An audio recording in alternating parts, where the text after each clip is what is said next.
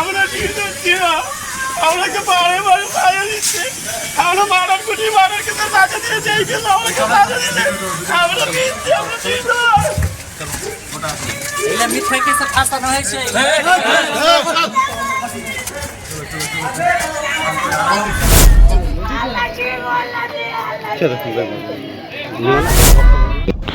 ধুলিয়ান হিংসা মামলায় করা রায়, 12 জন অভিযুক্তের 10 বছরের কারাদণ্ড এবং প্রতিজনকে 60,000 টাকা করে বলরাম দাসের পরিবারকে ক্ষতিপূরণের নির্দেশ। এই মুহূর্তে বড় খবর, গত বছরের 12ই এপ্রিল ধুলিয়ানে সংঘটিত হিংসার ঘটনায় গুরুত্বপূর্ণ রায় দিল জঙ্গিপুর আদালত। বলরাম দাসের বাড়িতে অগ্নিসংযোগ করে খুনের চেষ্টার মামলায় 12 জন অভিযুক্তকে 10 বছরের কারাদণ্ডের নির্দেশ দিয়েছে আদালত। একই সঙ্গে প্রত্যেক অভিযুক্তের ওপর 60,000 টাকা করে জরিমানাও ধার্য করা হয়েছে। আদালতের নির্দেশ অনুযায়ী অভিযুক্তদের কাছ থেকে আদায় করা জরিমানার সম্পূর্ণ অর্থ বলরাম দাসের পরিবারকে ক্ষতিপূরণ হিসেবে প্রদান করতে হবে।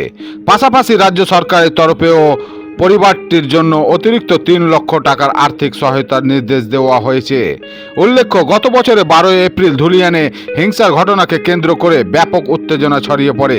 অভিযোগ, সেই সময় বলরাম দাসের বাড়িতে হামলা চালিয়ে অগ্নিসংযোগ করা হয় এবং পরিবারের সদস্যদের খুনের চেষ্টাও করা হয়।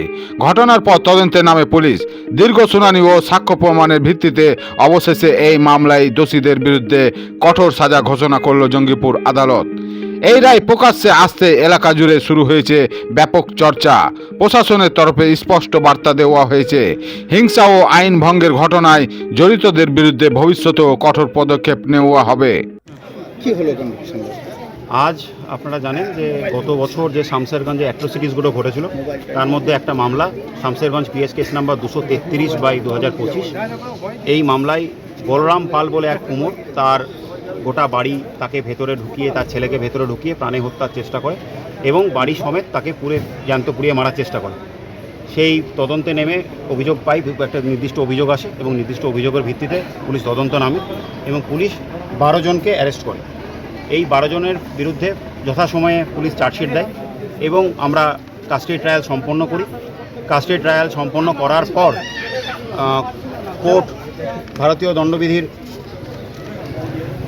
191(2), 331(5), 332(b), 326(g), 109, 324(6), 151(2) এবং 326(f) এবং 3/5 এই ভারতীয় দণ্ডবিধির মামলায় এদেরকে দোষী সাব্যস্ত করে এবং তার আজ রায়দান ছিল। সেই রায়দান অনুযায়ী এদেরকে 191 এবং বাকি সমস্ত সেকশন মিলে সর্বোচ্চ 10 বছর সাজা ঘোষণা করা হয় এবং প্রত্যেককে অ্যাডিশনালি 60,000 টাকা করে কম্পেনসেশন স্বরূপ এই বলরাম পালের ফ্যামিলিকে দেওয়ার জন্য বলা হয় এবং সরকার পক্ষ থেকেও একটা কম্পেনসেশনে দেওয়ার কথা বলেছে 3 লক্ষ টাকা।